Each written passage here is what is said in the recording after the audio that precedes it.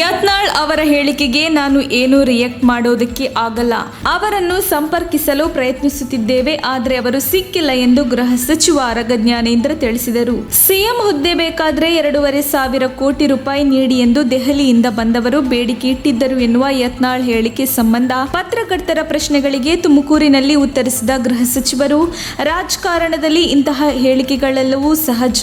ಇಂತಹದೆಲ್ಲ ರಾಜಕಾರಣದಲ್ಲಿರುತ್ತದೆ ಎಂದು ಅವರು ಹೇಳಿರಬಹುದು. ನಿರ್ದಿಷ್ಟವಾಗಿ ಇದೇ ಪಕ್ಷ ಎಂದು ಅವರು ಹೇಳಿಲ್ಲ ಎಂದರು. ಒಂದು ವೇಳೆ ಪಕ್ಷದ ವಿರುದ್ಧವೇ ಅವರು ಹೇಳಿಕೆ ನೀಡಿದ್ದಾದರೆ ಪಕ್ಷಕ್ಕೆ ಮುಜುಗರ ಉಂಟಾಗುವ ವಿಚಾರವಾಗುತ್ತದೆ. ಪಕ್ಷದ ಸಂಘಟನೆಯ ನೇತಾರರು ಅವರನ್ನು ಕರೆದು ಮಾತನಾಡಿಸುತ್ತಾರೆ ಎಂದು ಇದೇ ವೇಳೆ ಆರಗ ಜ್ಞಾನೇಂದ್ರ ಹೇಳಿದರು. ಇನ್ನು ಪಿಎಸ್ಐ ಅಕ್ರಮಕ್ಕೆ ಸಂಬಂಧಿಸಿದಂತೆ ಮರುಪರೀಕ್ಷೆ ನಡೆಸುವ ಸರ್ಕಾರದ ನಿರ್ಧಾರವನ್ನು ಸಮರ್ಥಿಸಿಕೊಂಡ ಸಚಿವರು, ಯಾವುದೋ ಒಂದು ಕೇಂದ್ರದಲ್ಲಿ ಅಕ್ರಮ ನಡೆದಿದ್ದರೆ ಆ ಕೇಂದ್ರದಲ್ಲಿ ಮಾತ್ರವೇ ಮರುಪರೀಕ್ಷೆ ನಡೆಸಬಹುದಿತ್ತು. ಆದರೆ ಸಾಕಷ್ಟು ಕೇಂದ್ರಗಳಲ್ಲಿ ಬೇರೆ ಬೇರೆಯದೇ ರೀತಿಯಲ್ಲಿ ಅಕ್ರಮ ನಡೆದಿದೆ. ಹೀಗಾಗಿ ಮರುಪರೀಕ್ಷೆ ಅನಿವಾರ್ಯವಾಗಿದೆ. ಈಗಾಗಲೇ ಪರೀಕ್ಷೆ ಬರೆದು ಆಯ್ಕೆಯಾಗಿದ್ದವರು ಆತ್ಮವಿಶ್ವಾಸದಿಂದ ಪರೀಕ್ಷೆ ಬರೆಯಿರಿ. ಮುಂದಿನ ಪಿಎಸ್ಐ ಪರೀಕ್ಷೆಯಲ್ಲಿ ಅಭ್ಯರ್ಥಿ ವಯಸ್ಸಿಗೆ ಯಾವುದೇ ತೊಂದರೆಯಾಗಲ್ಲ ಎಂದು ಸಲಹೆ ನೀಡಿದರು. ಇನ್ನು ಕಿಮ್ಮನೆ ರತ್ನಾಕರ್ ಅವರ ಹೇಳಿಕೆಗೆ ಸಂಬಂಧಿಸಿದಂತೆ ಪತ್ರಕರ್ತರ ಪ್ರಶ್ನೆಗೆ ಉತ್ತರಿಸಿದವರು, ಕಿಮ್ಮನೆ ರತ್ನಾಕರ ಅವರಂತಹ ಸಿಲ್ಲಿ ರಾಜಕಾರಣಿಗೆ ನಾನು ಉತ್ತರಿಸುವುದಿಲ್ಲ.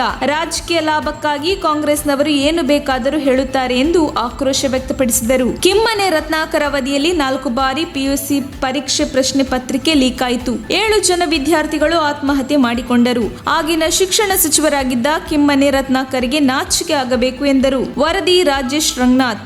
ಈಗ ಯತ್ನಾಳ್ ಅವರು ಯಾವ ಹಿನ್ನೆಲೆಯಲ್ಲಿ ಅವರ ಮಾತನ್ನು ಹೇಳಿದ್ದಾರೆ ಅನ್ನುವಂಥದ್ದು ನನಗೆ ಗೊತ್ತಿಲ್ಲ. ಅವ್ರನ್ನ ಕಾಂಟ್ಯಾಕ್ಟ್ ಮಾಡಲಿಕ್ಕೆ ಪ್ರಯತ್ನ ಮಾಡ್ತಾ ಇದ್ದೀನಿ ನಿನ್ನೆ ರಾತ್ರಿಯಿಂದ. ಅವರು ಸಿಗ್ತಾ ಇಲ್ಲ. ಹಾಗಾಗಿ ನಾನು ಈ ಸಂದರ್ಭದಲ್ಲಿ ಏನನ್ನು ಕೂಡ ರಿಯಾಕ್ಟ್ ಮಾಡಲಿಕ್ಕೆ ಆಗೋದಿಲ್ಲ. ಸಹಜವಾಗಿ ರಾಜಕಾರಣದಲ್ಲಿ ಇದೆಲ್ಲ ಇರ್ತದಲ್ಲ ಅನ್ನುವಂಥ ಒಂದು ಭಾವನೆಯಿಂದ ಹೇಳಿದ್ದಾರೆ. ಪರ್ಟಿಕ್ಯುಲರ್ ಯಾವುದೂ ಇದ್ದಂಗಿಲ್ಲ ಅಂತ ನನ್ನ ಅನಿಸಿಕೆ. ಸರ್, ಖಂಡಿತವಾಗೂ ಅವರು ಈ ಗಂಭೀರವಾಗಿ ಅದನ್ನ ಹೇಳಿದ್ದಿದ್ರೆ ಪಕ್ಷಕ್ಕೆ ಮುಜುಗರ ಆಗುವಂಥ ಸನ್ನಿವೇಶ. ಹಂಗಾಗಿ ಅದನ್ನು ಸಂಘಟನೆ ನೇತಾರರು ಅವ್ರ ಬಗ್ಗೆ ಕರೆದು ಮಾತಾಡಿ ಅವ್ರು ಏನು ಹೇಳಿದ್ದಾರೆ ಅನ್ನುವಂಥದ್ರ ಬಗ್ಗೆ ಕ್ಲಾರಿಫಿಕೇಶನ್ ತಗೊಂಡು, PSI ಪರೀಕ್ಷೆ ಎಲ್ಲಿ ಅಕ್ರಮ ನಡೀಲಿ ಅದನ್ನು ತಪಾಸಣೆ ಮಾಡ್ತಾ ಇದ್ದಾರೆ. ನಿಮ್ಮ ಹತ್ರ ಯಾವ್ದಾದ್ರು ಮಾಹಿತಿ ಇದ್ದರೆ ಕೊಡ್ರಿ. ಅಷ್ಟು ಯಾವ ಸೆಂಟರ್ಗಳಿದ್ದಾವೆ ಅಷ್ಟು ಸೆಂಟರ್ಗಳದ್ದು ತಪಾಸಣೆ ಆಗ್ತಾ ಇದೆ. ನೋಡಿ, ಯಾವ ಸೆಂಟರ್ನಲ್ಲಿದ್ದರೂ ಕೂಡ ಕೆದಕ್ತಾ ಇದ್ದಾರೆ. ಈಗ ನಿಲ್ಲಿಸಲಿಲ್ಲ, ಮುಂದುವರಿತಾ ಇದೆ. ಪ್ರಾಮಾಣಿಕವಾಗಿ ಬರೆದಂಥವರು ಆತ್ಮವಿಶ್ವಾಸದಿಂದ ಮತ್ತೊಮ್ಮೆ ಪರೀಕ್ಷೆ ಬರೀಲಿ. ಸರ್ಕಾರಕ್ಕೆ ಅನಿವಾರ್ಯ.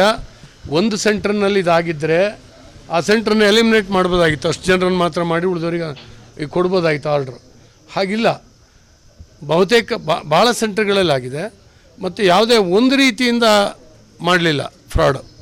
ಬೇರೆ ಬೇರೆ 2-3 ರೀತಿಯಿಂದ ಹೊಸ ಟೆಕ್ನಾಲಜಿಯನ್ನು ಉಪಯೋಗಿಸಿ ಮಾಡಿದ್ರಿಂದಾಗಿ ಇದು ಕಷ್ಟ ಆಗ್ತದೆ. ಅನಿವಾರ್ಯವಾಗಿ ನಾವು ಪರೀಕ್ಷೆಯನ್ನು ರದ್ದು ಮಾಡಿದ್ದೀವಿ, ನೋಟಿಫಿಕೇಷನ್ ರದ್ದು ಮಾಡಲಿಲ್ಲ. ಯಾರು 54,000 ಜನ ಹಿಂದೆ ಪರೀಕ್ಷೆ ಬರೆದಿದ್ರು ಅವರಿಗೆ ಮಾತ್ರ ಮರುಪರೀಕ್ಷೆ. ಸರ್, ಕಿಮ್ಮನೆ ರತ್ನಾಕರ್ ಅಂತ ಸಿಲ್ಲಿ ರಾಜಕಾರಣಿಗೆ ನಾನು ಇಲ್ಲಿ ರಿಯಾಕ್ಟ್ ಮಾಡಲಿಕ್ಕೆ ಆಗೋದಿಲ್ಲ.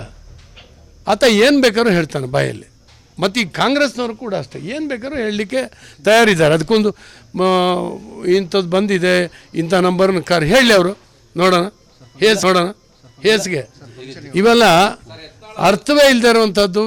ಒಟ್ಟು ಈಗ ರಾಜಕೀಯ ಲಾಭ ಪಡೆಯೋದಷ್ಟು ಬಿಟ್ಟರೆ ಬೇರೆ ಏನು ಅವರಿಗೆ ಸೀರಿಯಸ್ನೆಸ್ ಇಲ್ಲ. ಕಿಮ್ಮನೆ ರತ್ನಾಕರ್ ಕಾಲದಲ್ಲಿ PUC 4 ಸಾರಿ ಪೇಪರ್ ಔಟ್ ಆಯ್ತಲ್ಲ, ಅದರಲ್ಲಿ ನಿಮ್ಮ ತುಮಕೂರಿನವರೇ ಇದ್ದಾರಲ್ಲ, ಏನು ಮಾಡಿದ್ರು ಇವರು ಕಿಮ್ಮನೆ ರತ್ನಾಕರ್ ಹೇಳಿ?